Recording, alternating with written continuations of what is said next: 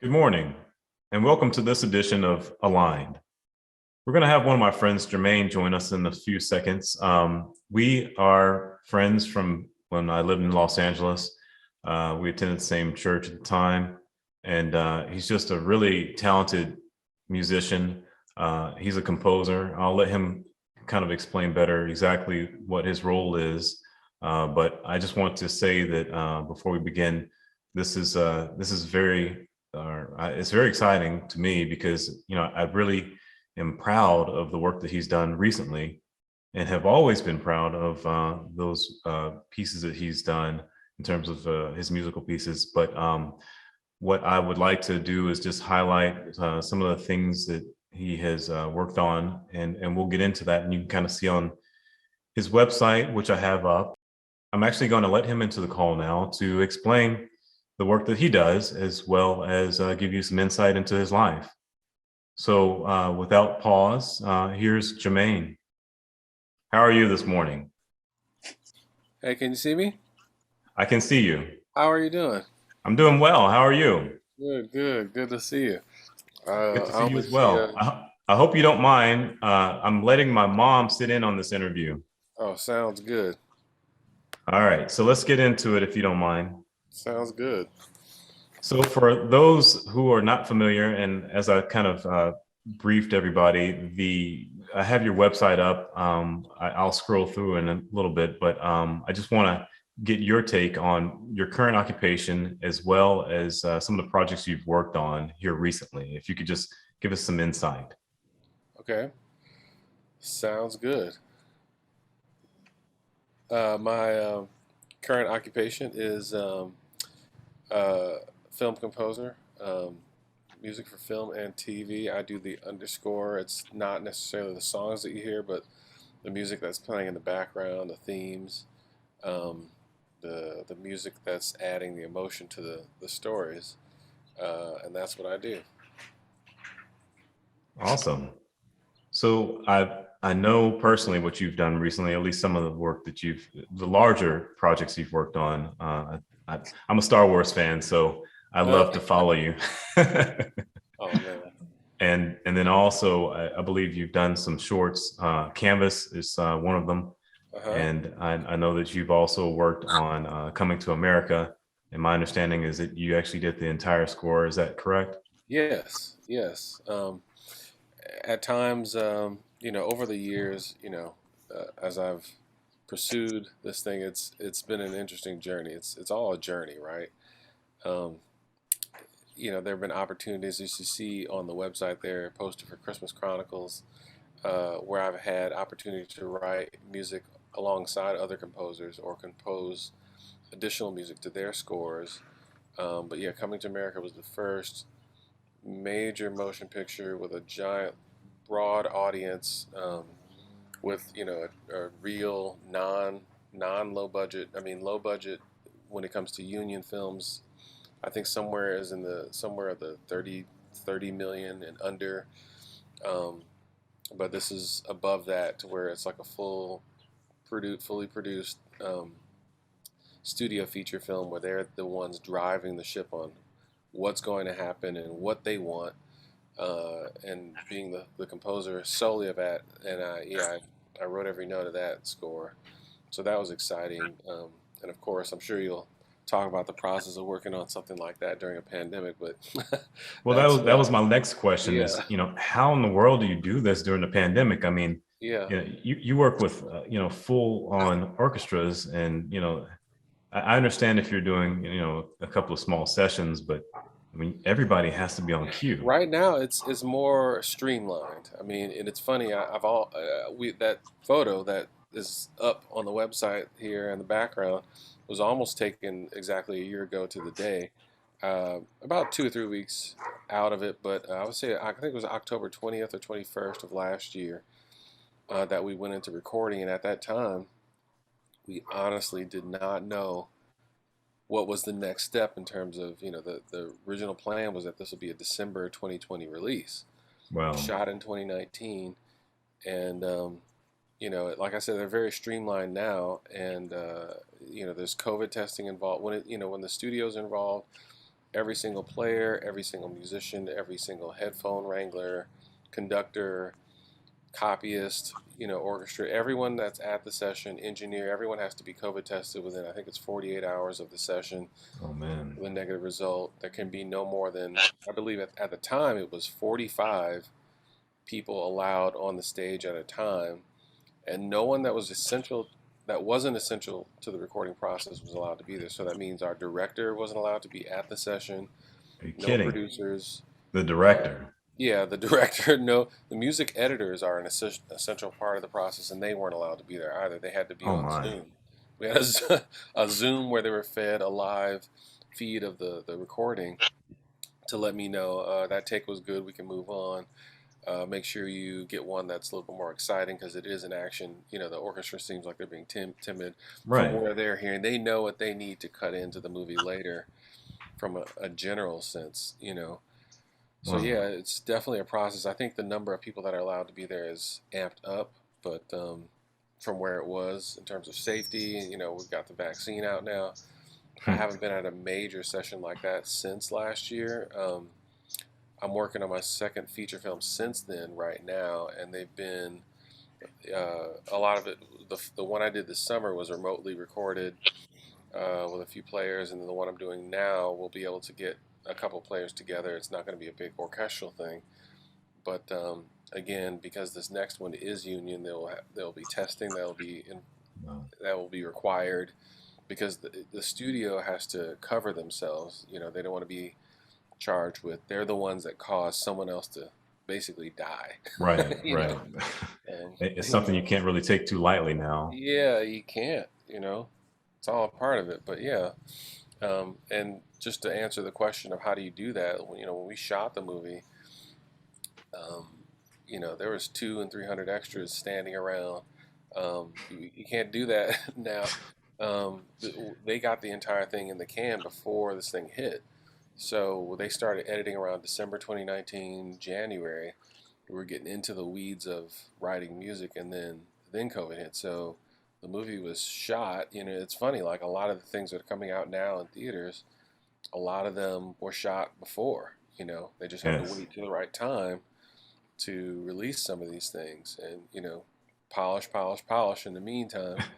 But the idea of getting a giant crew together like that, it's been a slow build to get back to that. No, that's yeah, it's been different for everybody, and it's interesting to hear your take on it because I mean I don't really have too much experience in entertainment, but from the friends that I've spoken with in the past, these major productions just kind of like took a screeching halt in Yeah, many they did. cases, and when they did take place, like you said, all of the different things were involved in keeping everybody safe, just bogged down the process, and I can only imagine the creative process being impacted as well. So this is great insight, and man, I'm sorry you had to deal with it. No, it's interesting. I was fine, to be honest. To be able to have that distraction of working on that during the pandemic was something I felt like it was a healthy outlet for me. We were quarantined at home, and there were times where I had to move my studio during the process. But when I finally got set up at the new place, it was pretty quiet last year in terms of the building I'm in has 5 people in it. I was the only one in it for several weeks. I didn't see anyone, and that's just how it was last year. But um, the movie I'm on now that I'm going to be finishing in the next month or so has a lot of high school kids involved. So I know that, like I said, with in terms of testing and schedules and all that stuff, there's always hoops to jump through. And this is one of the biggest that I've seen or I'm sorry, that I've been involved in since. Because the movie I did this summer was a small film that took place inside a house. So it's like Okay. 4 or 5 characters total, in the whole thing. So I'm like, okay, that makes sense. That's how you make a movie during a Right. pandemic, right?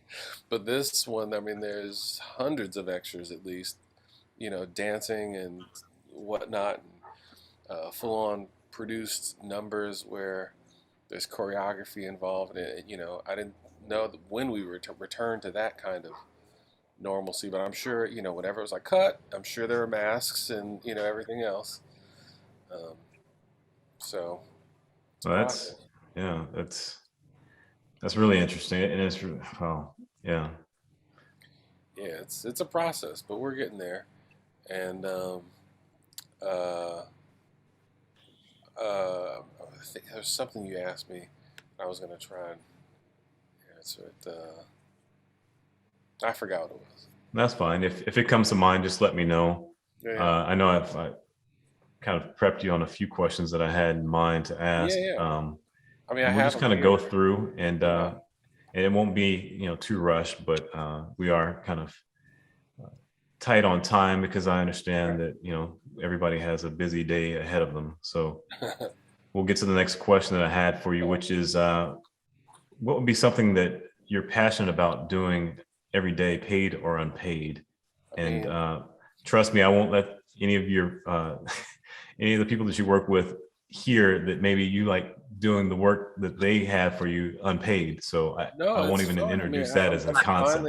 I'm finally at a point now where honestly, and I think about this all the time now, where I'm actually at a point where I do get compensated financially for the things that I have been doing in many cases for free or for reduced rates or for, we'll write music for food type level, we'll write music for credit. A lot of the times in this industry, building credits is a part of the thing that people, you know, some use it as a carrot that they dangle, and some it's a thing that you need to do. You need to have a certain list of, someone needs to glance at your list of credits and go, I get a picture of what we're getting into just by glancing at the list. Right now, when people glance at my credits list, they see a lot of work that led up to something that they recognize, one or two things that they recognize right away. I mean, the name Coming to America is iconic, and it became that over time. It wasn't like this hit out of the gate, but when people see that, it's a very, it's a conversation starter. But all the work leading up to that, it paints a picture of how one got there. It's not like, it's just like a shot in the dark, and it was happened to be, you know, a good guess Oh to no. take a chance. And as I mentioned, I've kind of followed your career over the past. Well, I don't know, when was the last time? Not last time, but when did we first meet? I think I've known you for over 10 years. At least over 10 years for And sure. so, I'm just going to scroll down on your website and Yeah, and that's only a partial list. I mean, I don't really list a lot of the short films that I've done. You mentioned the movie Canvas, which is very important and special to me. It was a short film, but it did, it was Oscar eligible. It got a Golden Reel Award nomination as well for sound, which is, for me, was kind of a big deal to be recognized amongst the Motion Picture Editors Guild in terms of an achievement in sound. That we recorded that score up at Skywalker Ranch, which is a place I got exposed to a couple of years ago in 2016, and was made aware of the fact that they like doing projects up there that are the next generation of up and coming talent. And the director, who was an animator, um, was at Pixar at the time, which is about 30 minutes away from the ranch. So it made sense for some of his team that helped on the film to come and be at the session up there. He didn't have to fly to LA. We just kind of did it there, and just it was one of those things where I don't even know. I mean, I have the photo on the site, but I don't have it listed in my credits. When I was at USC back in 2004, I think I did like maybe 10 or 12 short films, and that's a difficult thing to do when you're in class like 12, 14 hours a day. yeah. Um, and over the years, in between the low-budget feature here and there, short films have been happening all the time. Um, this is how you segue into me also talking about something else I forgot that I'm working on right now is a series of short films for Universal that are being released within the game Fortnite. Um, and the interesting thing about that is that when they know that I'm not looking under a rock for short films right now, but the director is someone that I've been wanting to work with for a long time of these films. His name is Rick Famuyiwa, and he has been one of the guys that's been involved in the Mandalorian series. He's tied in with Lucasfilm, and he directed movies like The Wood and Dope, and I mean, he's just got like a handle on a wide range of things that he's doing um, in terms of storytelling, and it's just an amazing opportunity to work with him. So short films have been something that have, I mean, this is, I mean, I'm treating this thing like it's a giant feature film. A lot of these times it's an exercise in what can we do if, there's a little bit less pressure. Well, not less. There's sometimes 40 people on a Zoom call with this because Fortnite's involved, but they are exercises in creativity, and that's the way I look at those. Um, so yeah. Wow. Well, yeah, that's it sounds like a really busy schedule. And I know this isn't one of the questions that I kind of prepped you on, but I mean, how do you balance that with a family? I mean, uh, we're kind of both in a similar situation in that, yeah, we both have two children and a spouse, and you know, yeah, it's being a creative during the day, and then that sometimes extending into your evenings, and times where your schedule requires you to maybe even work on the weekend, hmm um, balancing it out. I mean, how it's have you been almost. successful at doing that? I don't know about success, but it's almost impossible. It's very difficult. It's hard, and you're constantly the trick is to be constantly questioning, am I doing enough, and not really get complacent. I think that's the trick. Because anyone I've talked to about this, they all feel like they're failing at it, and I don't think that is true. In a lot of those cases, I'm looking at some of these guys that I reach out to all the time as cases of success where they have a family and a career, and they've had it for multiple years, 5, 10, 12, 15 years, and they're still doing it. It's really a constant daily battle where nothing is the same every day.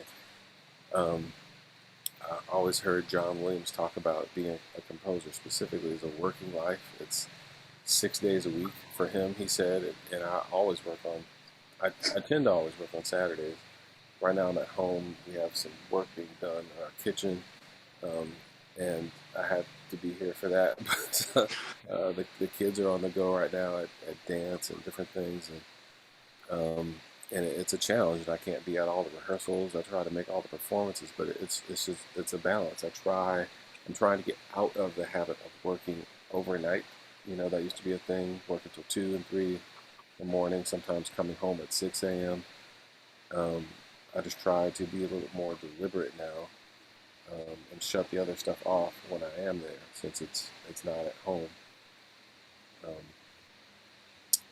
but yeah, No, I definitely feel you on that. The late nights or even working half the evening, which ashamedly, I admit that I did that last night, prepping some uh, files.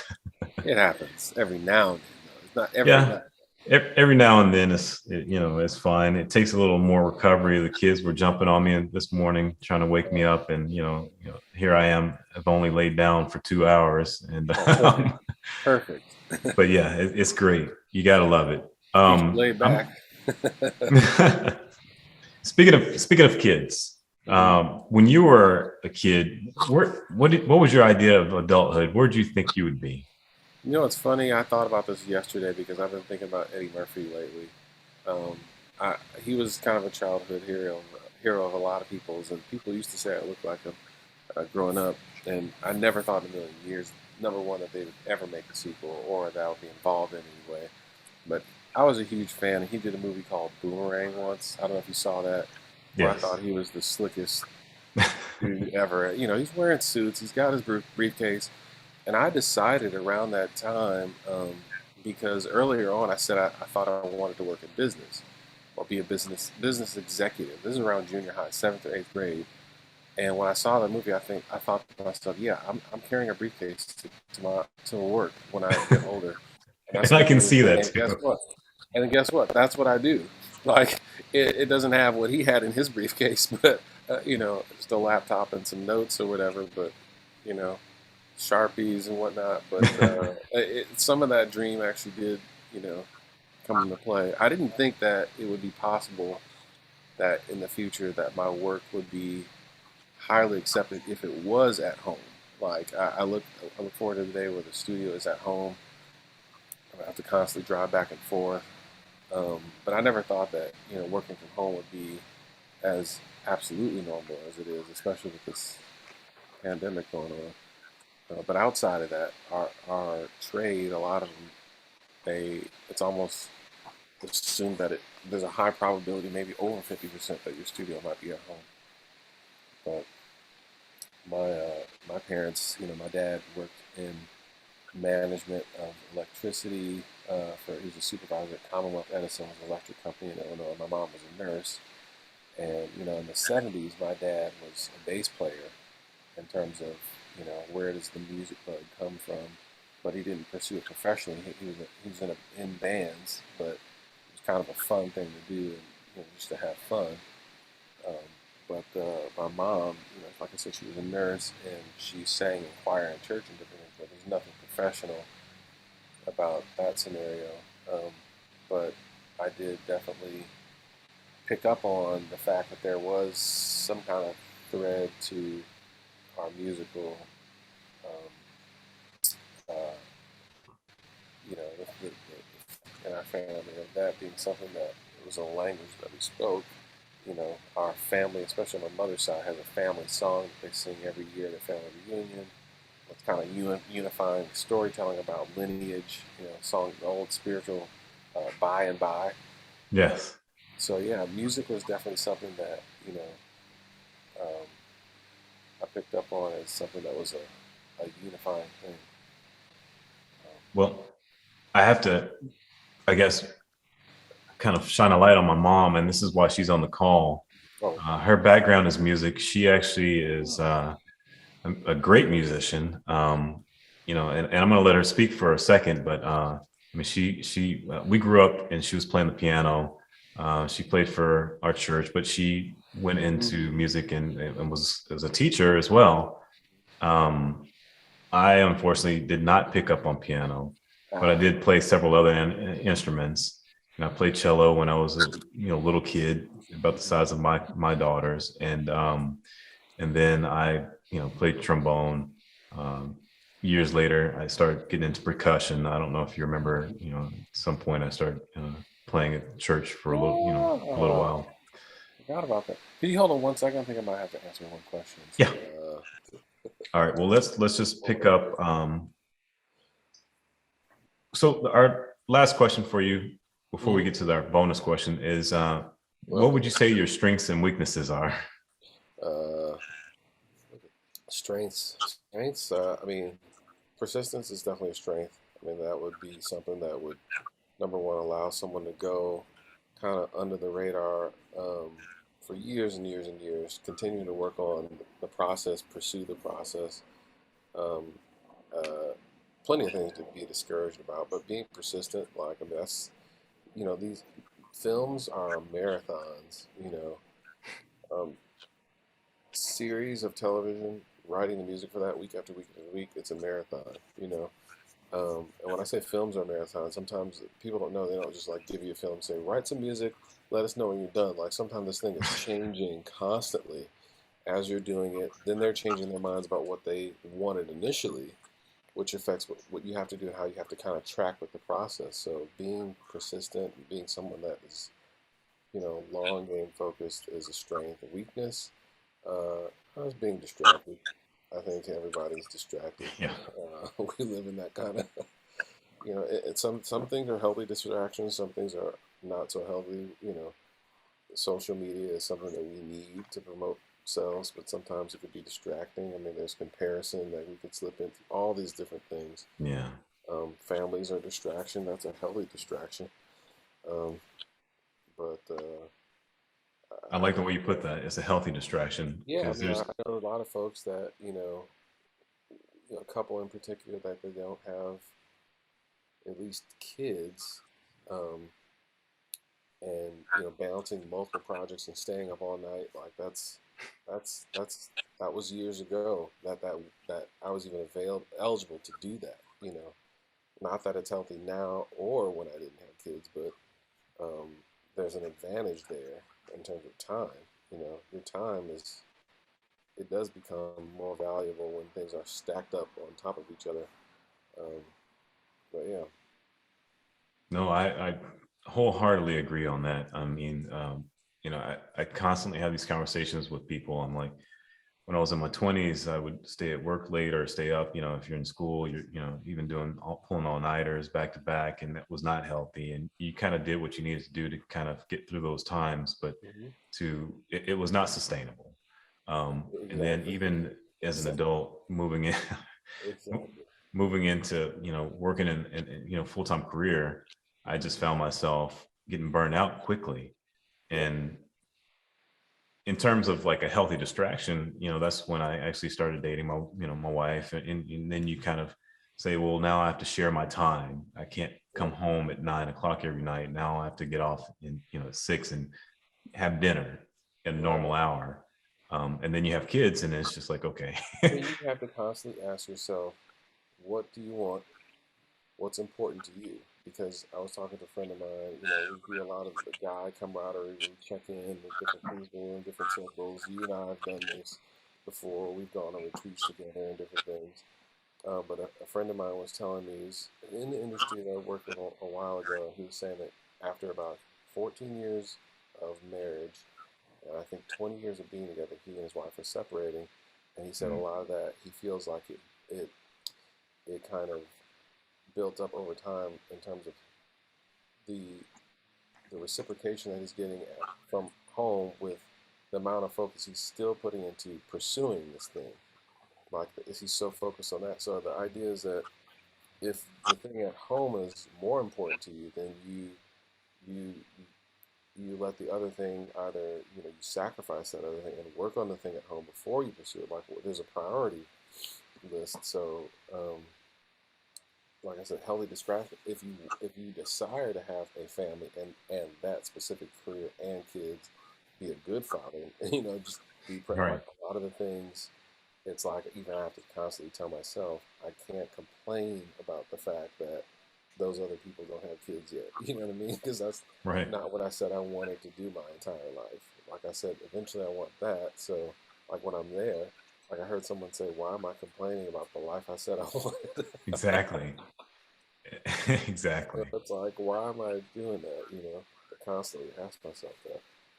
And that's one of the things I have to remind myself when I was a kid growing up, just to quickly share. I mean, I would look at the films where you have the guy who's, the Wall Street guy. He has Hmm. the fancy sports car, and he has the condo, and all, he's traveling, but he didn't have Yep. children. And I'm just like, well, I want kids. And then I'd realize, well, there's a balance to be met. So, Yep. and once you have all that, and I love my life, I love my kids. I love them waking me up, after having 2 hours of sleep, because, and being just happy because I shared the first podcast that we did. Mm. And then they're like, Daddy, look, you're on, you're on the TV. I'm like, oh, I know. Right. I was I was up till, whatever time trying to get that one out. But no, I totally agree. But I want to let my mom ask a question, Okay. Is this so the that I last don't take too question? much of your time. So, Mom, this is Jermaine. Jermaine, my mom. Um, Please. How's it going? Okay, good morning. I have a question that's going to be a little comedy there to make both of you relax. If you were a tree, what kind of tree would you be, and how would you incorporate that into an orchestra? Me specifically, that's a good question. I'm looking at a lemon tree and a very small banana tree. I don't think I'd be either of those. I think I've always aspired to see orange trees that only existed in California, so I might pick an orange tree. Um, our banana tree is not going to yield bananas for years and years. We just planted it last year. I'm like this thing that takes a long time. Um, I think since we're kind of set, I'm gonna. How would I incorporate it? That's a good question. Okay, if you had to build an orchestra Uh huh. with trees, and you are the director, what kind of trees would you add that would be balancing out the various tones or the various, I You guess, know what? sounds or whatever, I, instruments? I have to ask. I don't know if either of you know. Does do plums grow on trees or is it a bush? I don't know. I think it's a plums. Trees, Okay, plums, yes. plums. Yes, you gotta have oranges, plums, limes. lemons. I'm throwing out banana because like our banana tree, it almost died during this pandemic, and I like our entire. Look at this. I shouldn't even show you, but our entire yard was going to be based around this banana tree being the centerpiece. So I'm gonna throw banana trees out there. Um, I, I love the weeping willow, but I feel like it's a depressing thing, so I'm not gonna have that in my orchestra, depending on what the scenario is. Um, but let me throw out Japanese blossom. Oh, Yeah. My wife's favorite Yeah. tree. She's oh always man, talking about that. I Um, love that. yeah, we don't have one yet, but we got to get one at some point. Okay. I love it. It's gonna be a mixture. Well, That's a, thank that's you. Yeah. that's a pretty good question. I mean, That wow. was a hard one, actually. The hardest of them, actually. I'm like, wait a minute. Uh, but yeah, I'm sure there's a way to do it artistically. Balance. Or ask your children. Yeah, They can yeah, come up with creative ideas and tell yes, you. yes. They started singing ideas via text on a phone when I said I was working on. I needed some music for. So after every now and then in scoring, you're asked to do source music, but this music might be coming from a TV or a radio. And I said, now I have to randomly do this thing. And they start, ba da ba, ba da ba ba, ba da. How about that? That's like, okay, I guess we can force that. But they try to submit ideas all the time. That's I great. yeah, I have that same thing when I'm sitting here and I'm drawing something and I know it's like a portrait or something. They're like, well, Daddy, won't you put some ears on this that look like an elephant? Or I'm like, well, Not yeah, what I'm asked to do. yeah, thank you. And then Yeah, just various things. But I appreciate you, Mom, for asking that question. It has us thinking differently. Um, it and did. I actually, when he was describing his orchestra, I actually started to envision it, and I'm like, wow, this could be an animation here. I Um, know, right? the conductor turns into a tree, and then his whole orchestra turns into trees, and leaves are flying all over the place, and there's a lot of Right, magical right. colors. Yeah, I mean, look, her question, like a lot of the times, like that's actually the kind of question I might be asked when I'm interviewing to do a movie. Like a lot of the, I need to be able to describe the music that they're going to hear before I even write a note. Like I need them to know that I'm tracking with their vision. So I can't. I don't know. I mean, what I need to know. It's like I need to start brainstorming immediately. So that's the perfect kind of question. Thank you. So Awesome. Well, that was, Jermaine, I'm sorry. I said that was a good one. That was a good one. Okay. Well, that was our last question. I appreciate your time. I know it was short, and I know I try and compact a lot of things, and I'm hoping that in the future we'll have a different series, and maybe you can come back, or even for this one, and we can continue our conversation. I'm just going to quickly go over to your Instagram, just because I know that some of my followers are on Instagram, Oh, and just kind of highlight that, or point out that you post periodically, and it's a lot of interesting things, whether it be family or work related, if yeah. that's okay for me to share. I'll share all day long. I mean, I've, you know, Instagram, I have a very interesting relationship with it because, like, I check it all the time, but I got to a point, like I was talking about the whole, you know, comparison thing. Like, I feel like we have to, you and I, we both have to be sharing what we're doing with our industry because some of these people, they're my community. Like, a lot of these people are the actual people hiring me. But at the same time, there is that, what's that balance of am I starting to compare myself? What do I have to say? Not Right. what do I think someone wants me to share to either A, get followers, to B, get likes. Common has a new song out, one of the lines, it said, imagine loving you enough you don't need a like. I was like, oh, I love it. Come Wow. on, Chicago. Wow. It's the song Imagine. I'm promoting Common right now. I've been listening to him a lot during this pandemic. I bought like 4 albums. uh, yeah, but yeah. No, that's so true. And my wife's on Instagram and social media more than I am. I do what I have to do Yeah, to stay relevant in a yeah, sense. yeah, right. However, I find myself, in that same comparison trap. and I also try and separate myself from it. And you know, a show like this is not for me to stand out like some other person who's interviewing. I'm in no way an investigative reporter. I don't aspire to be. I have friends that do great things. I want the world to see the great things that they do, and understand that they can be great too. Yeah. And there's something in your story, I'm sure, that has reached somebody, and some relatable nature that you have with that person, or unique to their situation, that they're like, Yeah. well, I've never really considered this. I don't know too many composers, to be honest. Right. Yeah, it's a very niche thing, and I always, I started getting more and more in the last 3 years that I feel like the reason that we're all, selected to do our specific trades because they're a calling. Being a composer is so unique and so random. I didn't grow up with a lot of people even knew what the thing was as a job, but we're here to touch people in different ways. It's the people around us. Everything we do, it's all about people.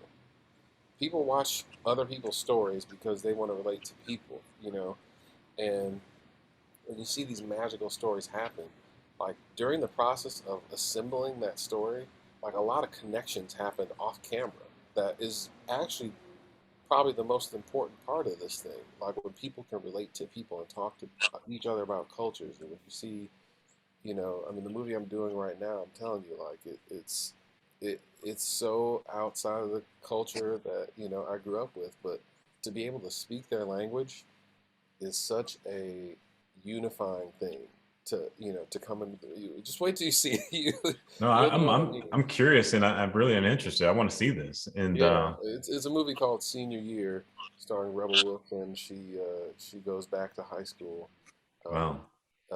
and I'll just say that it's very different, but I get it. You know what I mean? And to be able to talk about the story and get it, like that's the part that I think that is actually changing the world. It's not the content; it's the people that I'm talking to while we're doing this. That is so cool, man. Yeah, I want to check that out. And like I said, I'm going to keep following you personally, just because I love my friends. I love Well, you. I I love your, appreciate it. I'll tell you what, like the reason I'm doing this is because you asked me. Like a lot of people, like I'm like Chris Moore. Like when I think of you, I think of someone that anything you need, I'll be there if I can. well, I So appreciate it. And anything you need, I'll be there for you, even if it's plumbing advice. I will ask it. All right, we'll talk soon. I'm gonna see if I can help him. All right. Thank you very much. Enjoy the rest of your day. All right, thank you too. All right. Have a Take good care. day. Thank you. Bye. Bye.